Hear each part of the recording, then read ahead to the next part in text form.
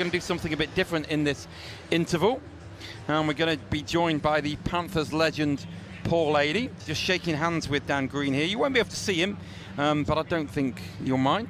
Although some people would probably love to see his lovely face.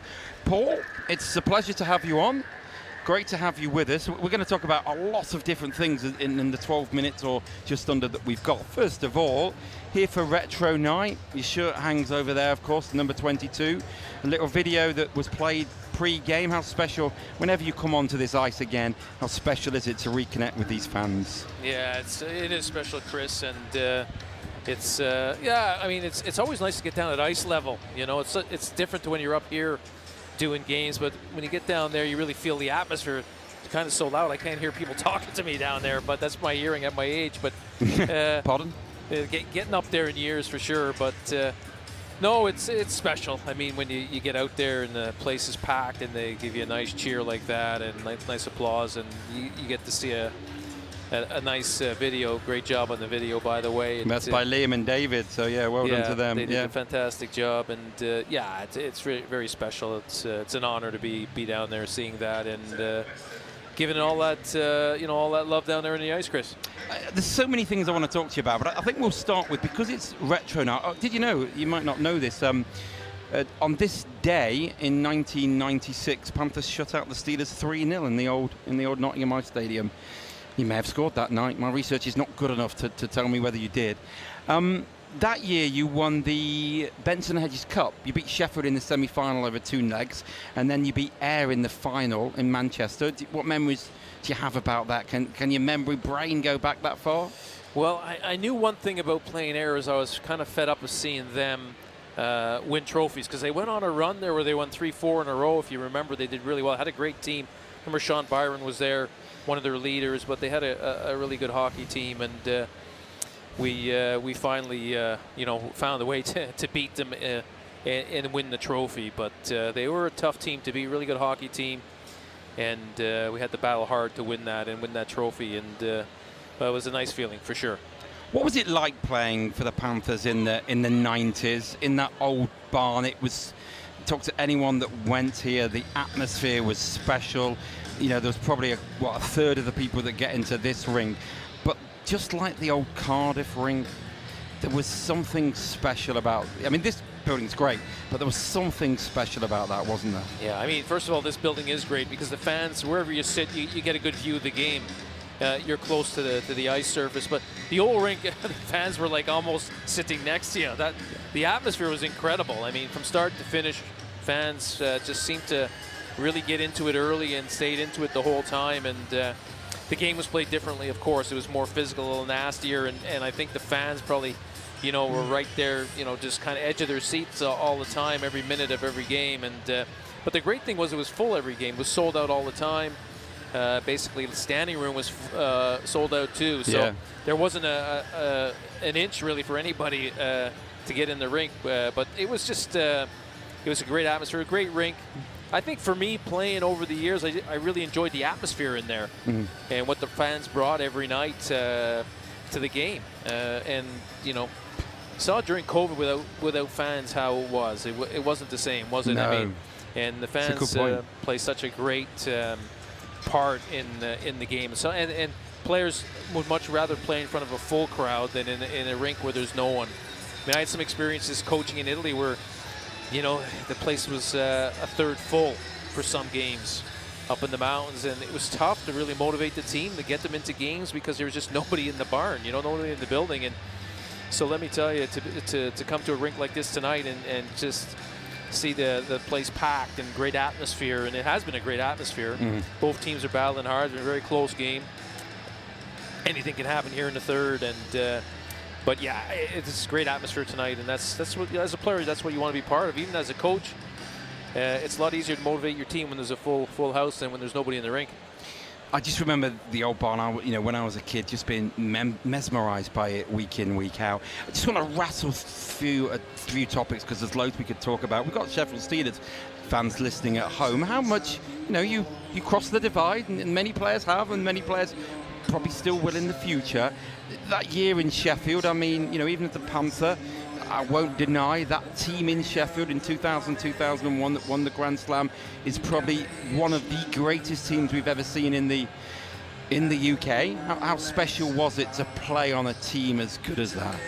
Yeah, you don't get that opportunity very often, and to win trophies is really difficult. A great season is just winning one trophy in a season. If you're able to go out and win 4, that's an incredible thing. We went through a lot that year in Sheffield. It wasn't an easy season. Somehow or another, kept things together, and we kept winning games and winning trophies. And yeah, that's a great team. There's no, we played with 2 10 forwards. There wasn't 4 complete lines back then. And just most nights you're lucky to have 5, 6 defensemen, and most nights, a lot of those nights, you're played with 4 or 5, depending on injuries. And because it was a tough league, as you know, it was way more physical than it is today, so there was a lot more injuries. And but it was a special area. It gave me a chance also to win the league championship as a player, which meant a lot to me. And I was fortunate. I mean, I won trophies here in Nottingham.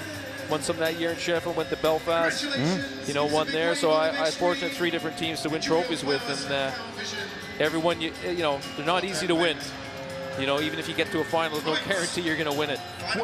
What's your favourite? I'm kind of going to preempt it, because I'm going to tell you my favourite. I think you know where we're going, because we talked about this one on the radio only a few days ago, and it's only like 20 years and a few days after. Probably the team was still celebrating at this stage 20 years ago. But the Challenge Cup win in Sheffield, as I was saying earlier, I think the last trophy Nottingham had won was the Bench and Headies Cup that you had won as a player. There'd been a bit of a barren drought, a few losses to Sheffield in finals and close ones, and that narrative needed changing. You went to the Sheffield Arena. I don't think, we'll probably both agree, you were probably underdogs that night, a tight game going into the Sheffield Arena. How special was that win, the Kim Arus overtime winning goal? Does that rank near the top for you, for your wins as a coach and a player? Well, I think as a coach or a player, your first trophy win is one you'll never forget. And it's probably the most special one. So I look at the first trophy I won as a professional was with Nottingham in the playoffs at Wembley. I mean, that was a special moment for the whole team and for myself personally. And it was also, we had a great team spirit that year, and I think that was a reason why we won that trophy. We weren't considered to be the best team in the Final 4 in Wembley that weekend, but we won in the end, and I think it was down to team spirit. And like you said, the Kimi All-Roos goal in Sheffield was my first win as a coach, a trophy win. And so that's why it was very, very special. So I'd have to say, as a player and a coach, there's 2 that were really, really special. But any trophy you win is special, because, as you know, you've been around the game a long time, it's so hard to win a trophy. And you see that with teams winning the league. I mean, teams can go 20 years without winning the league title. I mean, there's a lot of variables to winning the league. Of course, injuries play a big part. You need a big roster, I think, to survive and win the Elite League now. If you have that, then you have a shot. But you think about it, it's a 54 or whatever, 56 game schedule. I'm not from my memory, so I think it's 54. And it's like a 54 game playoff if you're in the running. Every night you're having to play hard to win that title. Can't afford to have a night off. And with Sheffield right now, they're finding out they've been the best team, but they're still battling to try to win the championship. And it looked like they were going to maybe do it a few games ago. It didn't happen, so they're battling again tonight. And it's till you win it, it's never done and dusted. I just want to talk about both sets of fans, because you've experienced the rivalry, and I think what happened during this season will have changed this Nottingham-Sheffield rivalry in a very different way to perhaps what we were used to in your day. And personally, I think that's for the better. And some of the rivalries just changed in a different way. But I think what it's shown, Paul, is the amazing sets of supporters. And I say you're one of the few who's got to experience both. The passion and the dedication from these Nottingham fans and these Sheffield fans who've travelled in their good numbers. They are both amazing sets of supporters, and credit to UK ice hockey. Yeah, I mean, you're absolutely right. It is 2 great sets of fans who support their team through thick and thin, and they're there every night, and that's, they fill the rink. Sheffield fills the rink, Nottingham fills the rink, and it's great to see that. And they both just love their team. There's no question about that, and they're behind their team 100%. But overall, for a big rivalry like this, I think the fans actually get along really well overall. But, you know, you're going to have some banter. That's normal when it's your biggest rival. They drink in pubs together, and you know, it's great. Exactly. And I think that's great. And, you know, battle hard during the game like the players do, but afterwards, you know, have a chat, have a beer, and that life goes on, doesn't it? And I think both sets of fans have been fantastic. Just before I go, we can see on the screen here Panthers coming out of their dressing room with these retro shirts. I mean, do look great. Have you got one from that era? I still do. Yeah, I think I have most of my sweaters, Chris. I've kept them over the years, and hard to get rid of. You know, your sweater. Most teams would give you one of the two, and you always keep one. I have quite a few sweaters in a bag in the loft there at home, and I always thought, oh, maybe I'll put some on the wall, but you never really ever get around to doing that. Yeah, I think yeah. But no, yeah, a lot. There's great memories in every sweater, you know, and that's what it's all about. Absolutely, Paul. Listen, appreciate your time. Thank you for coming to see us. That's really kind of Paul Adey to spend his time and his break here with his family here tonight.